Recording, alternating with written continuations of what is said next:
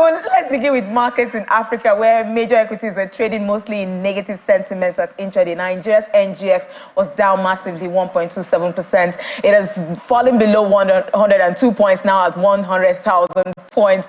And our analysts did say that we should expect a correction, and it was imminent, and here we have it. South Africa's GSE also in the red, was also in the red at intraday. It was 0.31% down, still at the 74,000 level. But let's look at Egypt.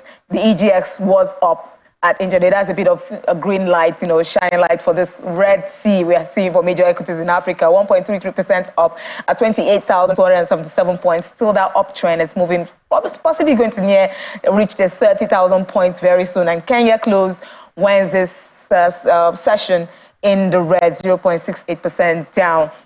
But let's find out what's happening. Let's delve.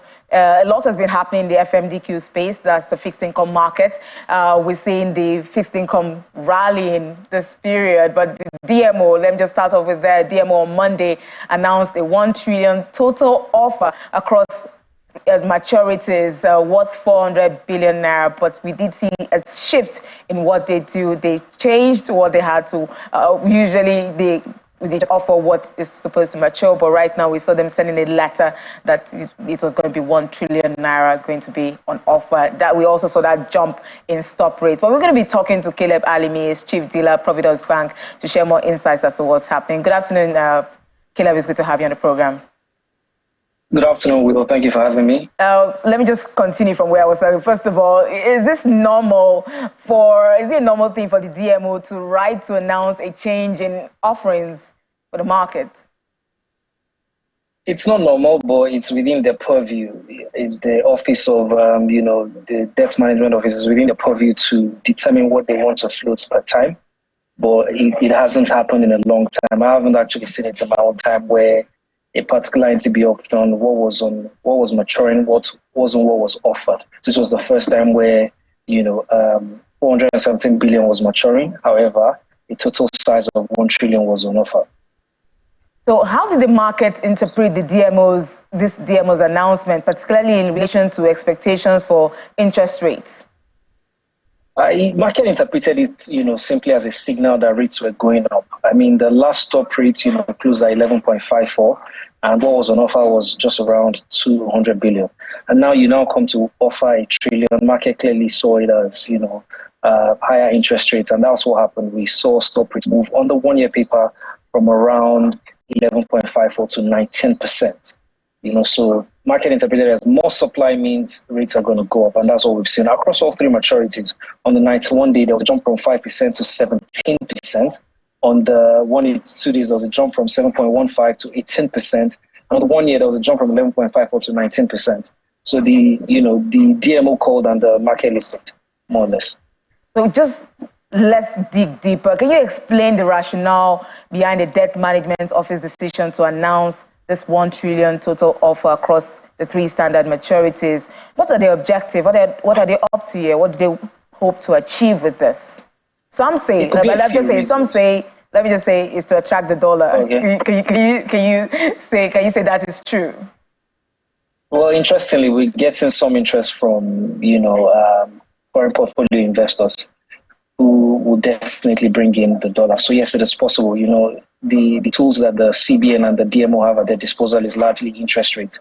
And so if your exchange rate is weakening, what you have to do is also move your interest rate to attract further investment. And that's what we've seen them do.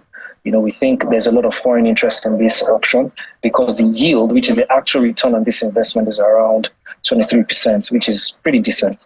So we think there is a lot of foreign interest in it. I think that was part of their objectives for floating this sort of size. And so could you elaborate more on the current liquidity conditions in the market and how they've influenced the movement of interest rates? Could you shed more light on that? Also, among the banks, it's pretty difficult. Market was slightly positive yesterday, but today, because of the 1 trillion that the DMO has sold and will leave the market is about 390 billion negative. We would see interbank rates, which is borrowing rates among banks, will probably go up to around 24-25%. Yesterday, interbank rates were around 17%. But we think with this outflow, over 600 billion additional to what was what matured, we'll see interest rates go all the way to around the 24-25% among the banks. Okay, we're still speaking of interest rates. We have inflation rates at 28.92%. That's quite high. How does real returns here, approximately that's from what the DM was offered, which is a -5%, affect investor sentiment and decision making? I think it's hugely positive for investors, and I think when you cover the NGX market, you should see a downturn on that side, because a lot of them will sell risky assets and come to risk-free, because risk-free is now doing a yield of around 20 to 23%. So at -5% real return, that is very good for the investor. We haven't had that in a long time. Before now, we used to see real return around the -10%. So, -5% is really, really good for the investors. I think a lot of people will take a bet on Nigeria at this point. I think we'll see more investors leave the equities market and come to the fixed income market. I was going to say that is that why we're seeing that dip in the equities market? Are they now already moving to the fixed income market? What are the numbers saying in the market currently? Possibly one of the reasons, I don't have coverage of the equities market right now, but I know it will be one of the reasons why there's a downturn in that market. Will be people are ditching risky assets for risk-free return.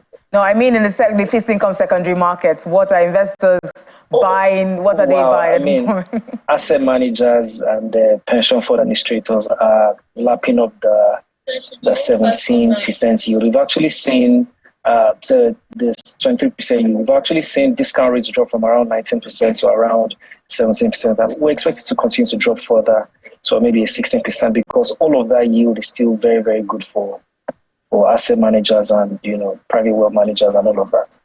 So yes, there's huge investor appetite for the securities. Thank you so much, Caleb Alimi, Chief Dealer, Providence Bank, for sharing those insights on Business Incorporated. Quite interesting. We'll keep a watch for what's happening in the fixed income and equities market space from now on. Thank you.